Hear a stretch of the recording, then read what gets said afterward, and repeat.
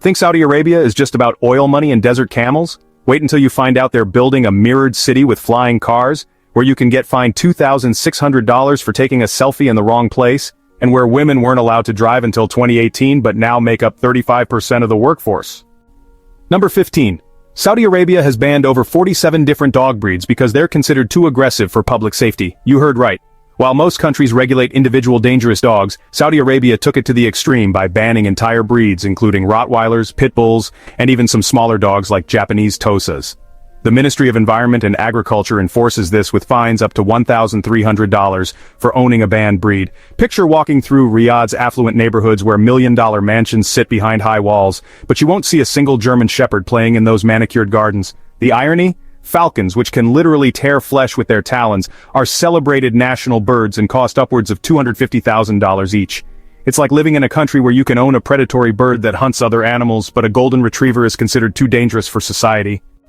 Number 14. There are no permanent rivers in the entire country, yet Saudi Arabia is the world's third largest grain exporter. Sounds unbelievable, but this desert nation with zero flowing rivers managed to become a massive food producer through sheer engineering audacity. They pump ancient groundwater from underground aquifers some 60,000 years old, essentially mining prehistoric water that fell as rain when woolly mammoths roamed the earth. The government invested $15 billion in a network of 255 irrigation systems that create perfect green circles visible from space, like alien crop circles scattered across endless sand. Here's the scary part. They're depleting this ancient water supply 18 times faster than it can naturally replenish.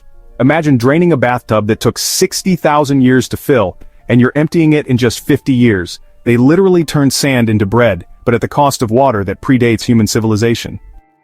Number 13. Saudi women couldn't attend a soccer match until 2018, but now the country is hosting the 2034 FIFA World Cup. Think about the whiplash of change. Just 6 years ago, a Saudi woman could be arrested for trying to enter a stadium to watch her favorite team play.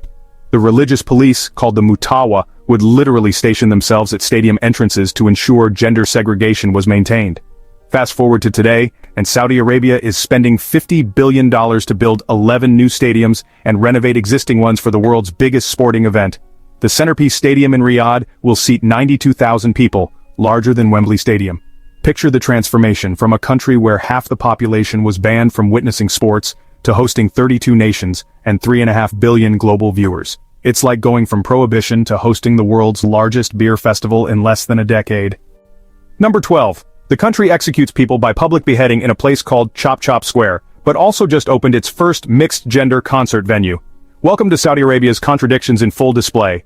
Dira Square in Riyadh, nicknamed Chop Chop Square by locals, still hosts public executions with a ceremonial sword every Friday after prayers. In 2024 alone, they executed 198 people. That's nearly 4 people per week meeting their end in front of crowds. Meanwhile, just 15 minutes away, the new King Fahd Cultural Center hosts concerts where men and women sit together, dance, and enjoy international performers like Justin Bieber and Mariah Carey. The ticket prices for these concerts? Up to $800 per person. You heard right. In the same city where public executions happen weekly, people pay hundreds of dollars to watch pop stars perform love songs. It's like having medieval justice and modern entertainment existing in parallel universes separated by a short taxi ride. Number 11. Saudi Arabia imports sand despite being 95% desert because their sand is, well, the wrong type. Here's the funny part. The kingdom sits on approximately 2.3 million square kilometers of sand, yet they import millions of tons of sand annually from Australia and other countries. Desert sand grains are just too round and fine from wind erosion, making them terrible for construction because they don't bind together properly. It's kind of like having a mountain of sugar but needing salt for your recipe. They need angular, coarse sand from riverbeds and quarries for their $500 billion construction boom.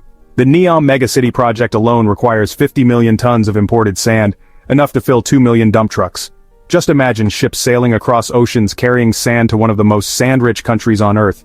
They're literally surrounded by an ocean of sand, but can't use it to build their futuristic cities. It's the ultimate irony of abundance. Number 10. The Saudi government gives every citizen a monthly allowance of $266 just for being Saudi, but charges them $2,650 if they're caught begging. You heard right. In a country where basic citizenship comes with a guaranteed monthly payment, asking for money on the street can land you with a fine 10 times larger than your government allowance. The Citizen Account program distributes approximately $1.2 billion monthly to 13 million Saudis, essentially paying people to exist. Meanwhile, the anti-begging law is so strict that even holding a cardboard sign or approaching cars at traffic lights triggers automatic penalties. And here's the kicker: foreign workers, who make up 38% of the population, get zero government allowance, but face the same begging penalties. Picture a society where citizens receive universal basic income while being threatened with massive fines for asking for more. It's like living in a country that simultaneously treats you like royalty and a potential criminal for the same financial behavior. Number 9. Saudi Arabia is building a 170-kilometer-long mirrored city in the desert that will house 9 million people and cost $500 billion. Think science fiction movies are unrealistic? Well, meet the line. A linear city stretching 170 kilometers across the desert, completely enclosed by mirrored walls 500 meters high. That's actually taller than the Empire State Building turned on its side and stretched for 106 miles. The mirrors will reflect the surrounding landscape, making the structure virtually invisible from a distance while housing a population larger than New York City. Inside, residents will travel via high-speed rail, reaching 500 kilometers per hour, with AI robots serving as security guards, delivery workers, and even caregivers. The city promises zero cars, zero streets, and zero emissions, powered entirely by renewable energy. And here's the mind-blowing part: you could walk from one end to the other in about 20 hours, but the train will cover the same distance in 20 minutes. They're literally building a horizontal skyscraper longer than the distance from New York to Philadelphia, all in the middle of nowhere. Number 8. Women in Saudi Arabia need male guardian permission to undergo many medical procedures, but the country has more female university graduates than male. Welcome to the strangest gender paradox in the modern world. Saudi women earn 60% of all university degrees and make up 52% of PhD recipients, yet many still need written permission from their father, husband, or even adult son to receive certain medical treatments or travel abroad. Picture brilliant female doctors who performed heart surgery needing their 25-year-old brother's signature to get their own medical procedure. The guardianship system, called wilaya, means a woman with a master's degree in engineering might need to text her male guardian for permission to leave the country for a business conference. Here's the scary paradox. They're the most educated women in the Middle East, but often can't make basic life decisions without male approval. It's like being given a PhD in independence while being kept on a legal leash, controlled by the men in your family. Number 7. The country has 12 million foreign workers who can't become citizens no matter how long they live there, creating a permanent underclass. Think America's immigration debates are complex? Saudi Arabia makes it simple. You can work there for 40 years, speak fluent Arabic, have Saudi children, and still never qualify for citizenship. The kafala system ties foreign workers to their Saudi sponsors like modern-day indentured servants. These 12 million people, that's 38% of the total population, build the cities, serve the food, clean the houses, and run the businesses, but they'll always remain outsiders. Many have lived there longer than some Saudi citizens have been alive. Here's the kicker: their children born and raised in Saudi Arabia are also considered foreigners and must leave when they turn 21 unless they find their own sponsor. Picture growing up thinking Saudi Arabia is your home, only to discover you're legally a permanent guest who can be asked to leave at any moment. It's like being raised in a house where you're told you're family, but never allowed to inherit anything or truly belong. Number 6. Saudi Arabia executes more people per capita than any other country, including Iran and China, but just hosted a global summit on human rights. The numbers are staggering. In 2023, Saudi Arabia executed 196 people, giving it an execution rate of 5.6 per million citizens. That's higher than Iran's 4.4 per million and China's estimated 3.2 per million. Most executions happen for drug offenses, with some people beheaded for possessing just 2 kilograms of cannabis. Yet in March 2024, Riyadh hosted the Global Conference on Human Rights and Justice, where Crown Prince Mohammed bin Salman spoke about protecting human dignity and justice. The conference venue was decorated with banners about preserving life, while Chop Chop Square operated just 10 kilometers away. Here's the mind-bending part. They spent $12 million on the Human Rights Conference, enough money to save approximately 600 death row inmates if they converted their sentences to life imprisonment instead. It's like hosting a vegetarian food festival while running the world's largest slaughterhouse next door. Number 5. The Saudi government is paying citizens $40,000 each to move to the new desert megacity Neom. But nobody wants to go because it means leaving their tribes forever. You heard right. Despite offering what amounts to 2 years of average Saudi salary, the government struggles to convince people to relocate to their $500 billion futuristic city. The problem isn't the money or the promise of flying cars and robot maids, It's the tribal system that has governed Saudi society for over 1,000 years. Moving to Neom means abandoning your ancestral tribe, leaving the burial grounds of your great-great-grandparents, and essentially becoming tribally homeless in a culture where your tribal identity determines everything from marriage prospects to business partnerships. Think of it like being offered $40,000 to move to Mars. The money sounds great until you realize you can never return to Earth or see your family again. The Saudi government is discovering that no amount of money can easily override cultural DNA that's been embedded for millennia. They're literally trying to pay people to abandon their roots and become citizens of a city that doesn't yet exist, in a culture where your tribal lineage is more important than your bank account. Number 4. Saudi Arabia, home to the world's largest continuous sand desert, imports a staggering 80% of its food. Farming there is nearly impossible, yet they have ambitious plans to feed 50 million people with vertical farms by the year 2030. Now here's where things get absolutely wild. The Rub al-Khali, also known as the Empty Quarter, spans a vast 650,000 square kilometers of nothing but sand dunes that reach up to 300 meters high. This area is larger than the entire state of Texas and is completely uninhabitable. Traditional farming is so challenging that they import $18 billion worth of food annually, including basic necessities like wheat, rice, and vegetables from countries blessed with actual rainfall.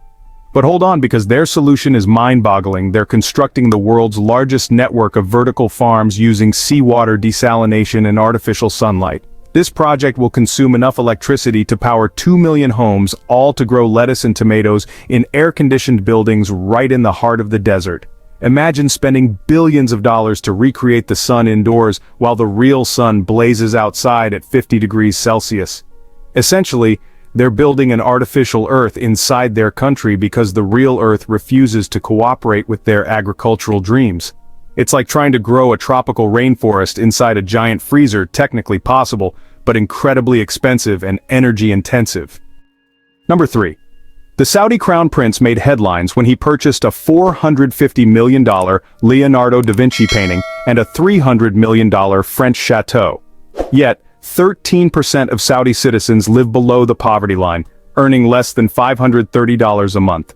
It's hard to believe, but Crown Prince Mohammed bin Salman's shopping list reads like a billionaire's fantasy, while 4.2 million of his own citizens struggle to afford basic necessities. The Salvator Mundi painting purchase was literally the most expensive painting ever sold, and the Chateau Louis XVI near Paris cost more than the GDP of some small countries. Here's the mind-blowing contrast. His art purchase could have provided the monthly poverty allowance to 850,000 poor Saudis for an entire year. Meanwhile, Saudi families earning less than $530 monthly can't afford rent in cities like Riyadh, where the average apartment costs $800 per month. Picture a prince hanging a $450 million painting on his wall, while nearly 3 million of his subjects choose between paying rent or buying food. The chateau alone could have built 15,000 affordable housing units for poor Saudi families. It's like Nero fiddling while Rome burns, except it's buying Renaissance art while citizens count pennies for groceries.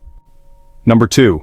Saudi Arabia has plans to build an artificial moon, ski slopes in the desert, and beaches with a year-round temperature of 22 degrees Celsius, all powered by solar energy in a country that currently derives 97% of its energy from oil. Sounds like a fever dream, right?